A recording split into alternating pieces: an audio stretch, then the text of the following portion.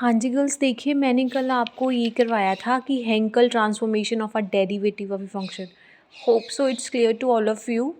तो उसके बाद कुछ क्रॉलरीज थी मेरे पास। जैसे मेरे पास देखिए रिजल्ट मेरे पास ये आया था कि F N dash S is equals to minus S by two N plus one F N minus one bar S minus N minus one F N plus bar S. It's clear to all of you. Now corollary number 1 says that कि अगर आपके पास n is equals to 1 है, तो अगर देखो कई बार हो सकता है कि सीधा रिजल्ट आपको ये प्रूफ करने के लिए आ जाए, तो आपको इसका प्रूफ जो है वो आना चाहिए कि अगर देखो मैं n को 1 लेती हूँ, तो जब मैं जहाँ जहाँ पे n होगा वहाँ वहाँ पे आप क्या पुट करोगे 1।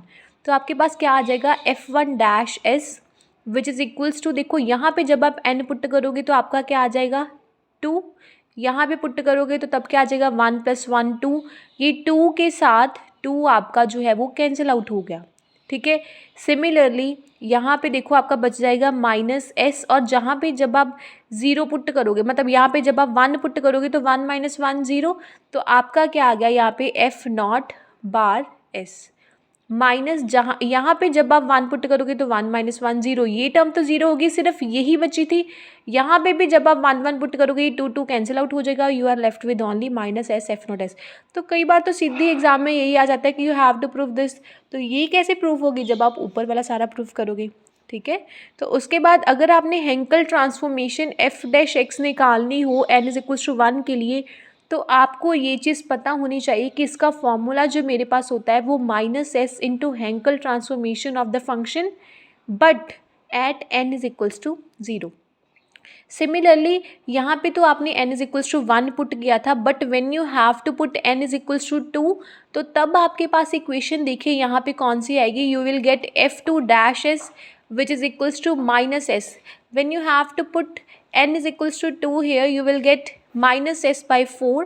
सिमिलरली जब आप यहाँ पे n की वैल्यू 2 पुट करोगे तो आपके पास 3 आ जाएगा, और यहाँ पे जब आप n की वैल्यू 2 पुट करोगे तो 2 - 1 इज़ 1। तो यहाँ पे जब आप इस पूरी इक्वेशन में when you have to put n is equals to 2, you will get this expression f2 dash S is equals to minus S by 4 3 f1 minus f3 bar S. Similarly when you have to put n is equals to 3, you will get this equation. तो corollary number 4 जो है वो आपकी बहुत ज़्यादा important है।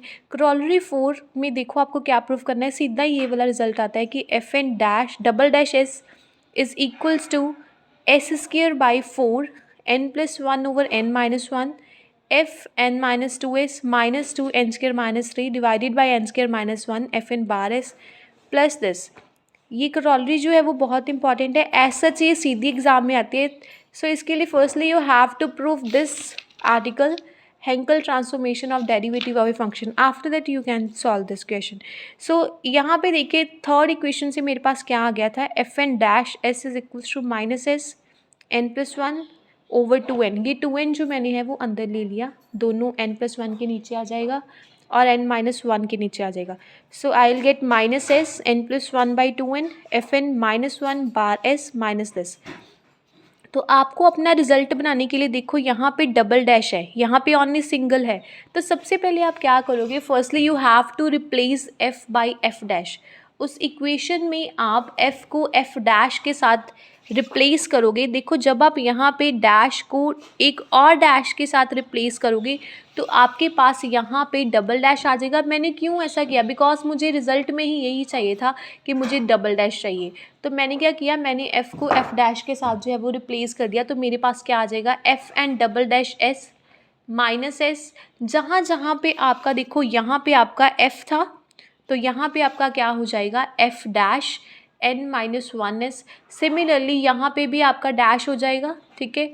तो उसके बाद अब आपने क्या करना है कि जहाँ पे आपका n है वहाँ पे आप रिप्लेस करोगे n - 1 के साथ और n + 1 के साथ इन इक्वेशन नंबर 4। ये फोर्थ इक्वेशन में जहाँ पे आपका n है वहाँ पे आप n - 1 और n + 1 के साथ रिप्लेस करोगे तो आपका जो है वो रिक्वायर्ड रिजल्ट, फिर आपके पास क्या आ जाएगा एफ एन -1 डैश एस और F N + 1 dash S which is equals to these two equations, and after that you have to put the values of fn - 1 or fn + 1 in the equation number 5th.